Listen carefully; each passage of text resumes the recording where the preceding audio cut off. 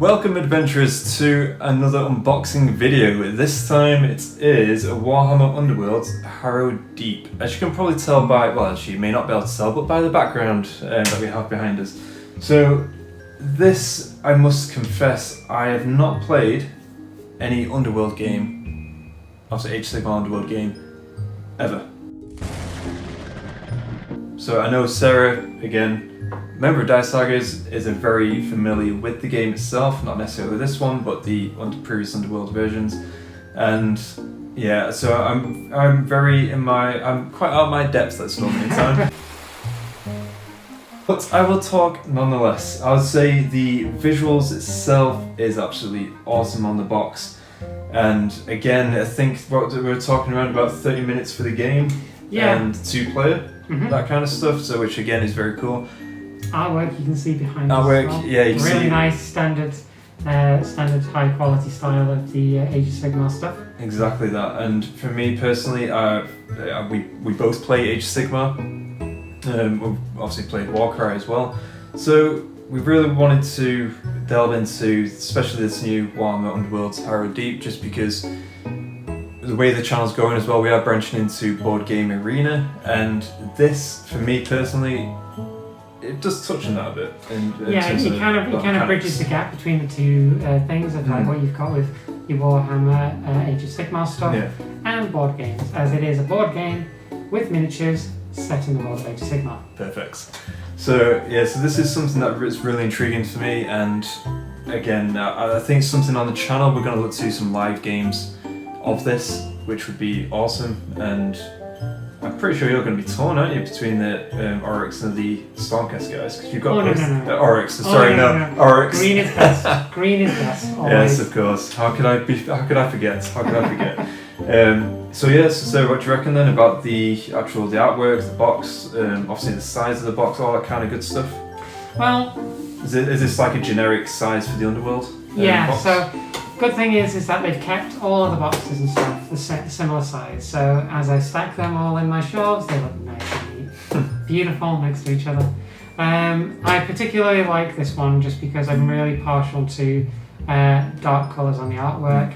The fact that they've got like the Sigmar characters with the lantern, contrasting with the light and the darkness of the areas that they're supposed to be in. Really pops, doesn't it? Yeah. Sigmar with his little storm lads and gals, lighting the darkness in the name of Sigmar and smiting all the foes, whilst the cruel boys are there to kill people, capture them. Kick a bit of a stink as well, really, because they're from the swamps, right? Yeah, but you know, just some of their swamps are well kept. Okay. Never heard of a well-kept Oryx swamp before, but I'm pretty sure to their standards it is. Yeah, all the goblins love playing in it, that's fine. There you go. They're always trying to bring people back. Very true. So I think what we'll do, we're going to look to dive straight into the contents now, which is also the most exciting part. And yeah, so we'll see you shortly. Let's have a look inside, shall we? I'll let you do the honour to yours. Thank you.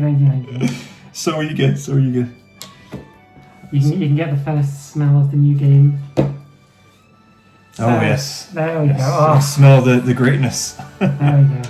So let's have a look at the contents inside. So this is actually really cool, isn't it? Because as I said, I don't own. Actually, so this is it's an exciting new thing. It's an unboxing for you guys and for me. So the first thing we've got here is the game boards. And the tokens as well. So we've got the tokens here, which are going to be used within the game. You've got your shadow tiles, your victory tokens, guard tokens, all sorts of bits and pieces, activation tokens as well. So these are what are going to be used with your miniatures for your objectives and stuff throughout the actual game. And you've got two main game boards within that with different sections on there where you can put your starting miniatures, and they also have built-in hazards as well for you to go around. So is this kind of thing like impassable? It's not impassable now. If it's got like a solid white line around it, then that's usually the impassable ones. Right. The red ones are hazards. Right. You can lose health by wandering into them. Getting hit into them. Right, okay, because I was going to say I'm jumping ahead here. We've not even hit the rulebook. I'm asking questions. I know. What is going on?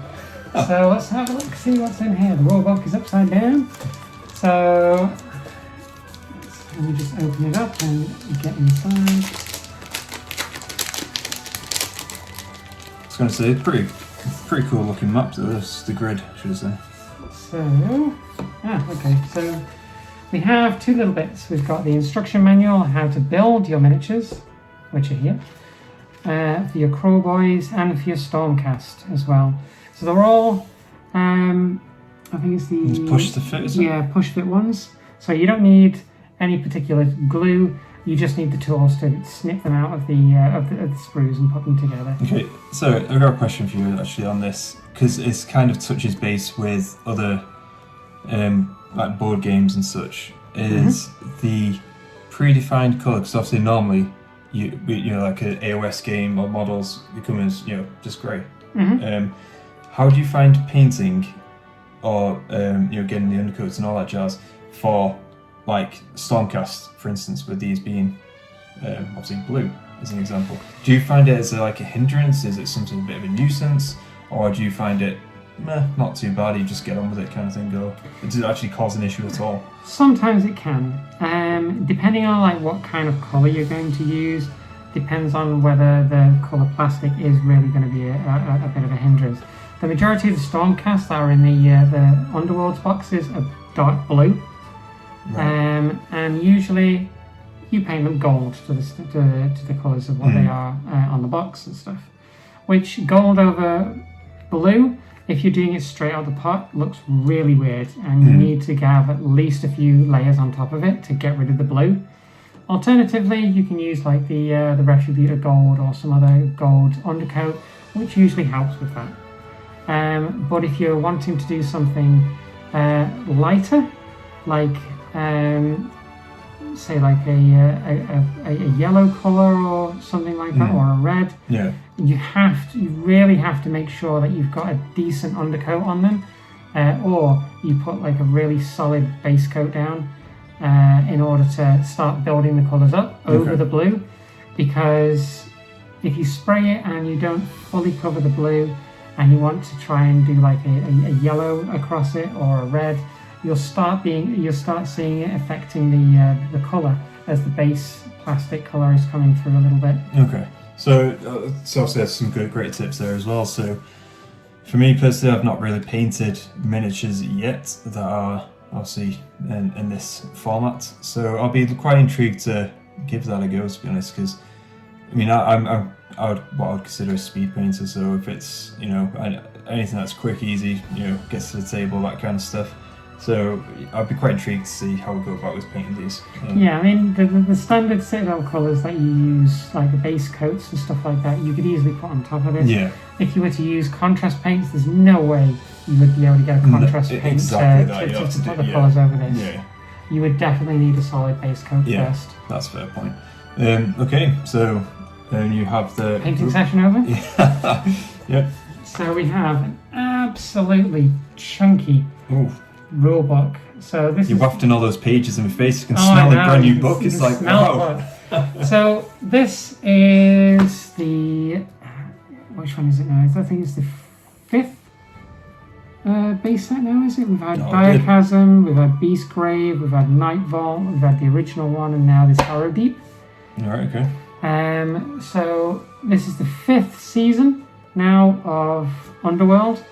And each season has come with new rules for how you play the game, and they keep building up on each other every single season that they've been out. So they actually introduce more rules on top of like pre-existing or like redefined rules, made it more streamlined, but also add on more stuff for each one. Yeah, so like in the first one, it was just your generic board game of like attacking, some ranged attacks, stuff like that. Then in Night Vault, it included magic abilities as something. Then in Beastgrave, they included things like hunter and prey mechanics. And then in Diachasm, they had like this primacy token that can get you additional victory points. And now in this one, as far as I'm aware, I've not had a proper look at it because this is a genuine unboxing for me as well. There's also like shadow tokens. Right. And depending on if you're in a shadow token or not, you get different abilities.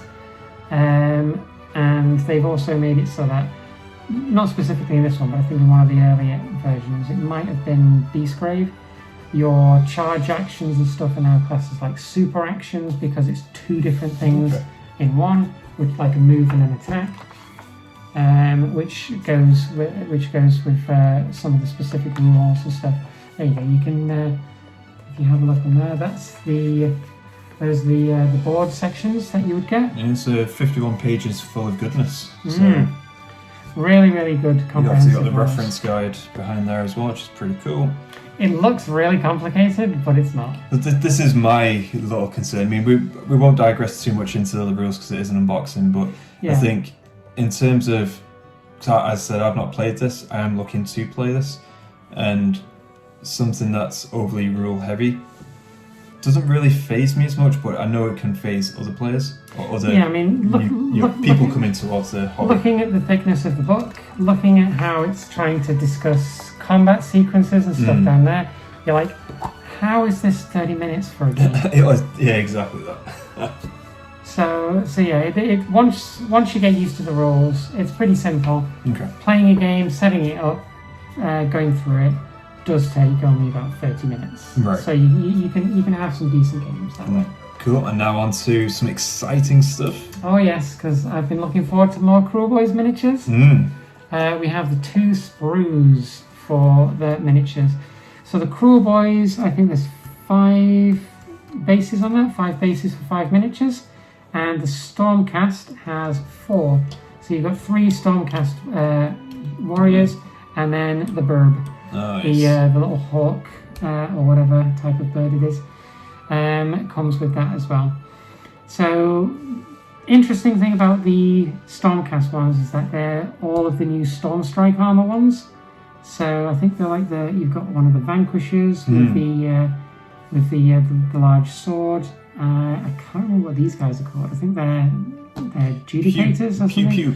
Yeah, or there might be a different version. And you've got the guy with the great hammer. I'm not too sure whether he's supposed to be like an annihilator or something, or just a prime. But he has a giant warhammer, 2-handed warhammer. And he's probably my favourite looking one out of the lot. But then, Kruleboyz. I'm really, really excited to put them together as well, because there's a new Hobgrot that's in there, 2 Gits and 2 Kruleboyz orcs. I've got to admit, I really, really like the cosmetic look and of the Kruleboyz. I think they are probably one of my favourite orcs in terms of appearance. They just look so.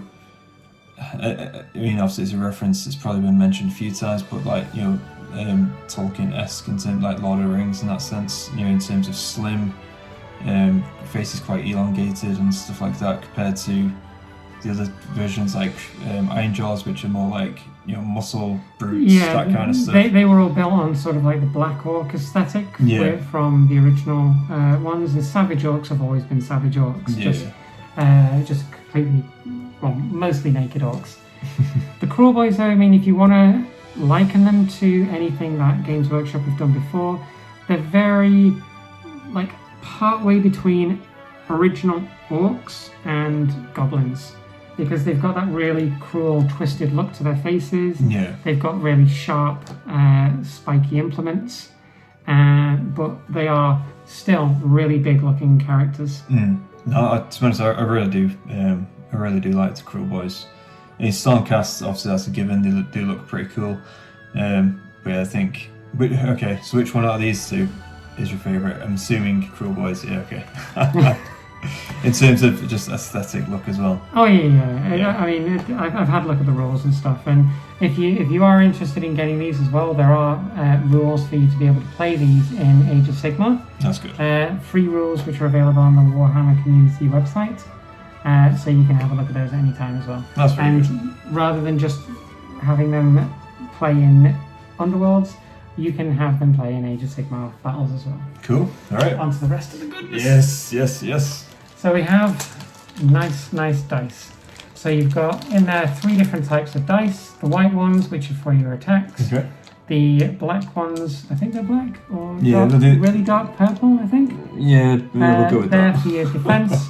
And then you've got sort of like a red colour ones, which are for your magic. Right. So I'm not too sure whether like all of the warbands don't include necessarily the ability to cast magic, but these dice generic ones that you can then use with any of the warbands that you collect as separate ones. Am I right in thinking as well that there are like individual dice packs that you can buy for like order, destruction, that kind of stuff? There are, yeah. It honestly depends on whether you want to have like a certain aesthetic to your entire army when you're playing.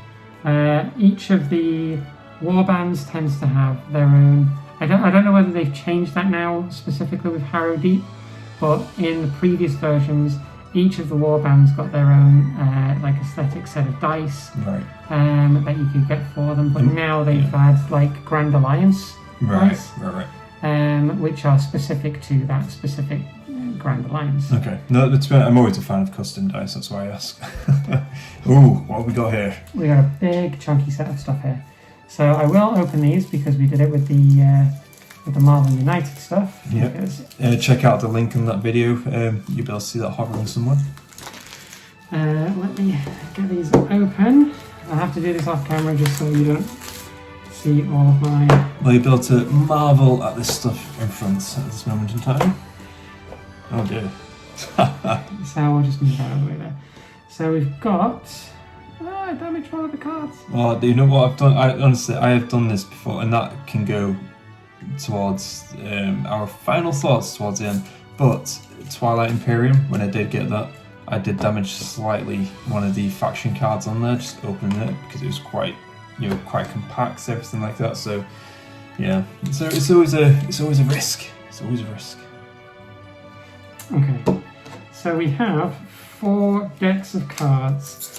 I am kind of okay with the top bit being damaged. So as you can see, we had these out of the way. Very messy unboxing. So we've got 4 packs here.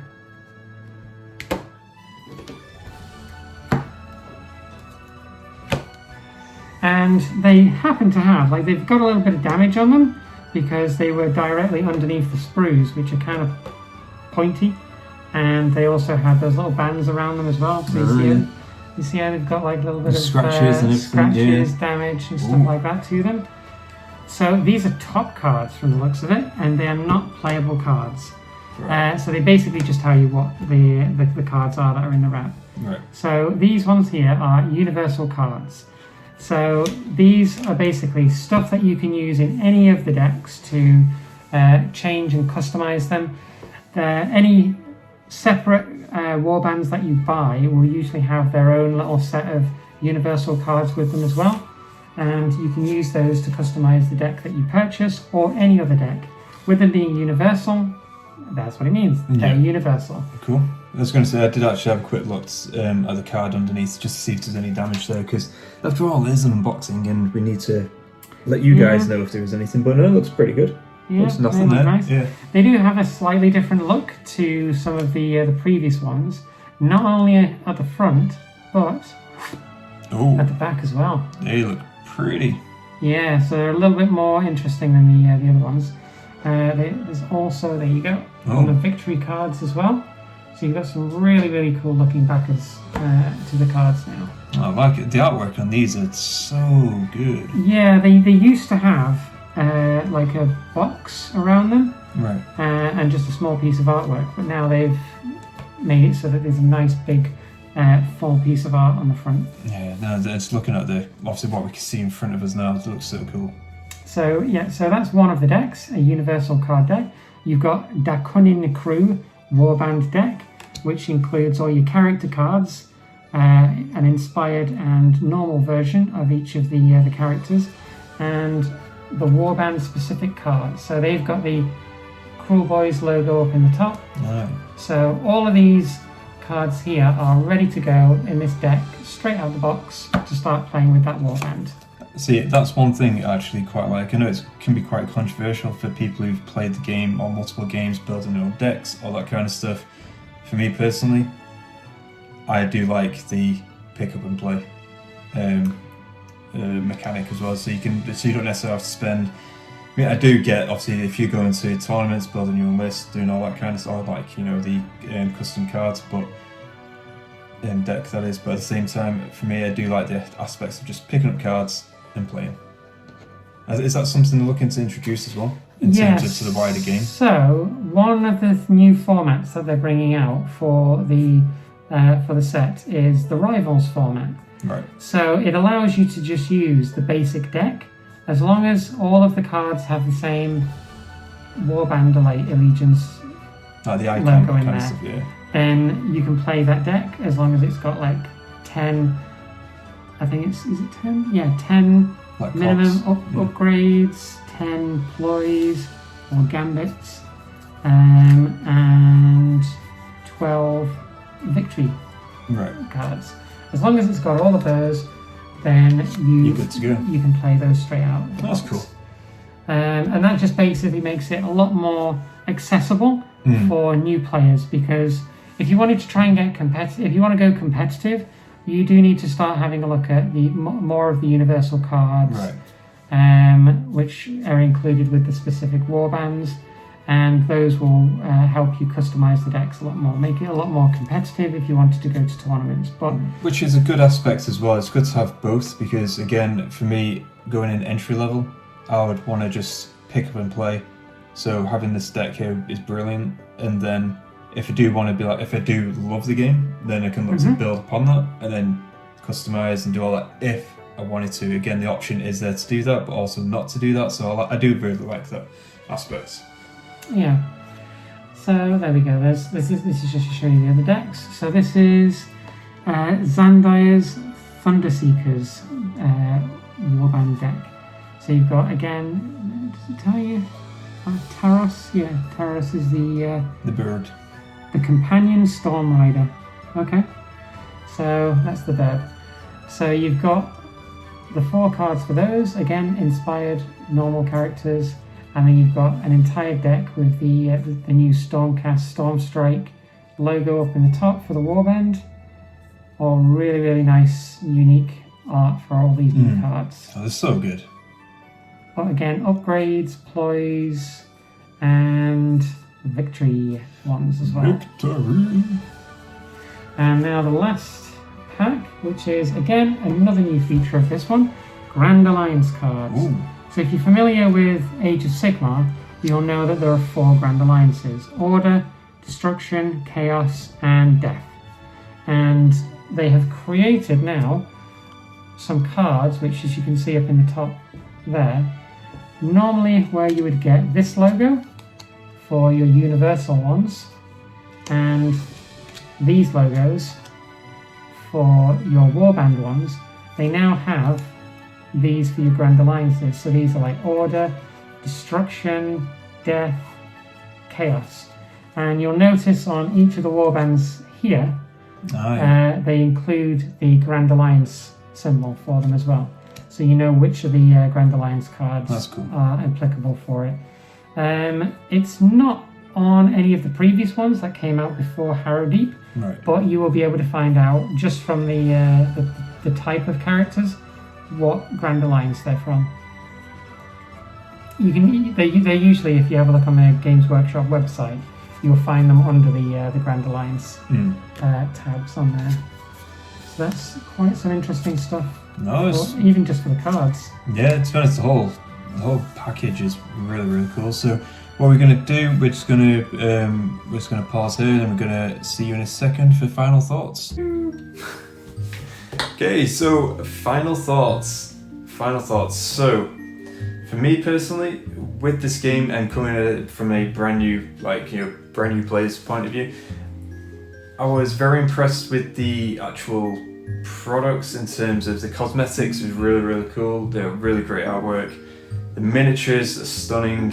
Again, I absolutely love that kind of stuff. My products standpoint is that having damaged products or damaged cards, should I say, in there, I wasn't the biggest fan. And I think anything that you purchase should not be, obviously clearly shouldn't be damaged. So I think that's a key point. I think also with the 51-page rulebook, is a bit standoffish for me.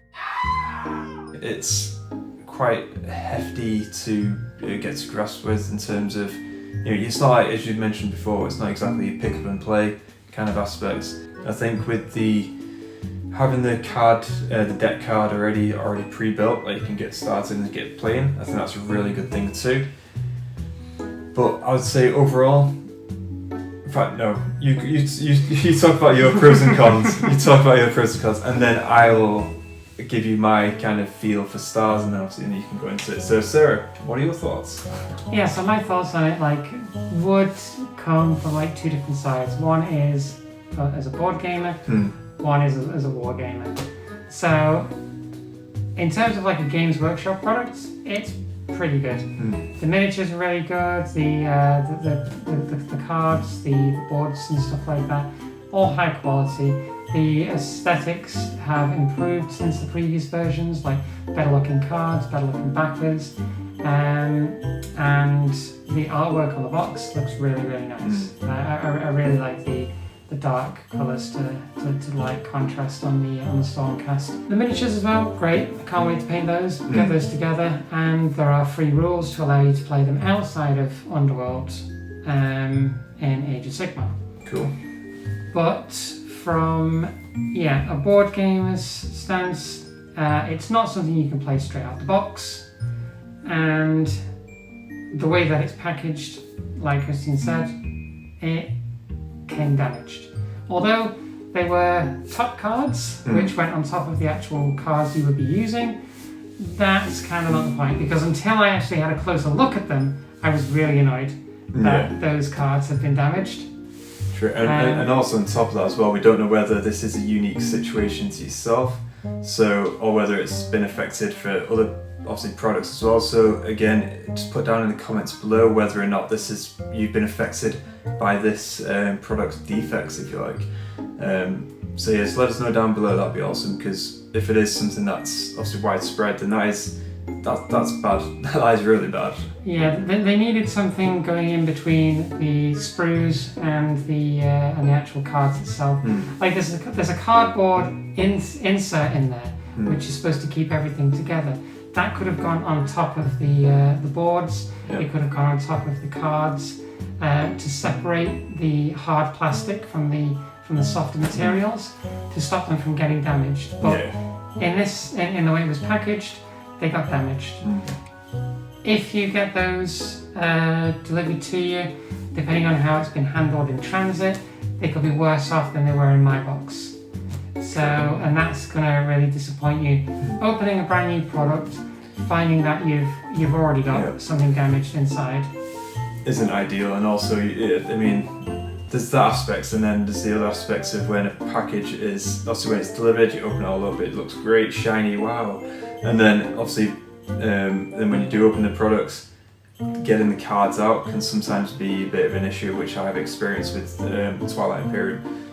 You can check the unboxing video for that as well.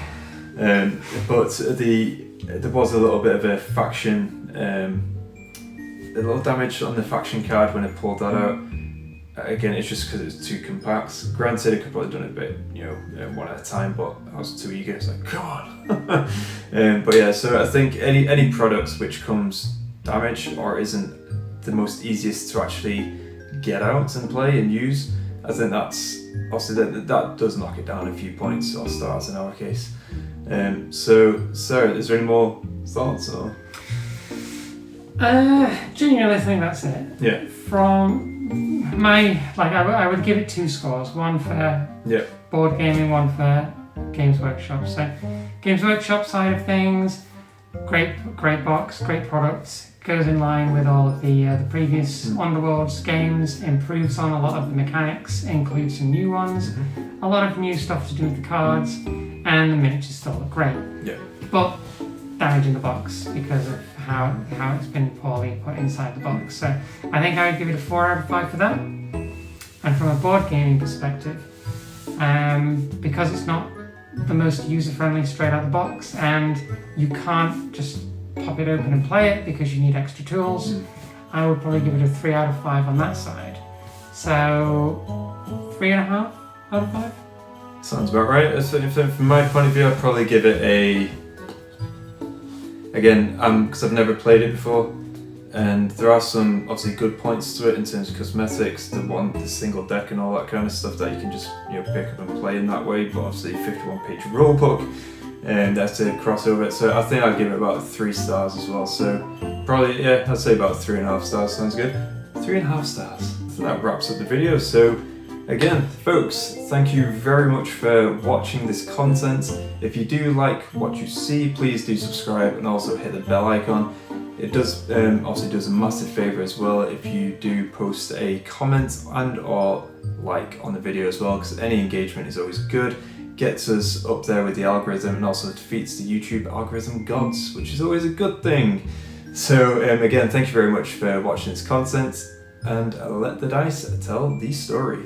Take care.